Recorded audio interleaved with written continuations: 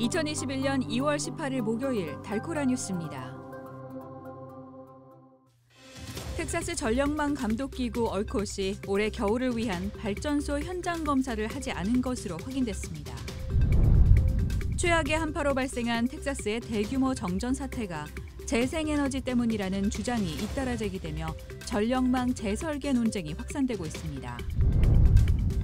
폭설과 결빙으로 도로 사정이 나빠지면서 북텍사스 일부 주유소들의 휘발유가 바닥나 주민들이 큰 불편을 겪고 있습니다. 텍사스에 불어닥친 기록적 한파는 시민들뿐 아니라 동물들에게도 시련이 되고 있습니다.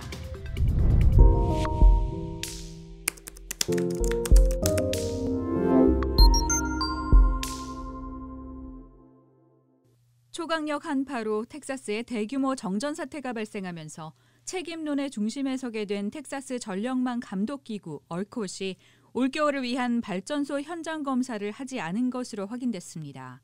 얼콧은 코로나19 대유행 때문에 현장 검사 대신 가상 원격 연습을 실시했다고 해명했지만 이마저도 주 전역에 약 600개 발전시설 중 94곳인 16%에 대해서만 이행됐습니다.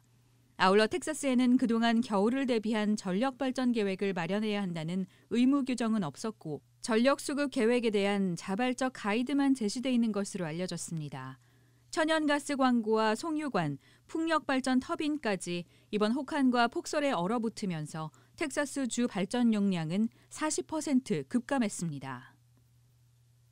최악의 한파로 발생한 텍사스의 대규모 정전 사태가 재생에너지 때문이라는 주장이 잇따라 제기되며 전력망 재설계 논쟁이 확산되고 있습니다. 그렉 에봇 주지사는 풍력 발전의 날개에 해당하는 터빈이 얼어붙어 정전 사태가 발생한 사실에 분노하면서 그린 뉴딜이 미국에 얼마나 치명적인지 보여준다고 말했습니다. 에봇 주지사의 주장은 이번 대규모 정전 사태의 책임을 청정에너지로 돌리는 보수 인사들 사이에서 반향을 일으키고 있습니다. 월스트리트저널은 화석연료를 적게 사용할수록 화석연료를 더 많이 필요로 하는 좌파 기후 아젠다에 역설이 일고 있다면서 바이든 행정부의 화석연료 추방 계획은 국민들에게 기후변화보다 더 큰 실존의 위협이라고 지적했습니다. 폭설과 결빙으로 도로 사정이 나빠지면서 북텍사스 일부 주유소들의 휘발유가 바닥나 주민들이 큰 불편을 겪고 있습니다. 이번 겨울 폭풍으로 도로 사정이 악화되면서 연료 배송이 지연돼 각 주유소의 연료가 바닥났기 때문입니다. 전미 자동차 서비스 연합 AAA는 연료 공급이 수요를 맞추지 못하고 있는 상황이라며 겨울 한파와 정전 그리고 나쁜 도로 사정이 걸프 연안 정유사들의 휘발유 배급에 영향을 미쳤다고 설명했습니다. 이어 AAA는 운전자들에게 서둘러 휘발유 구입에 나서지 말 것을 촉구했습니다.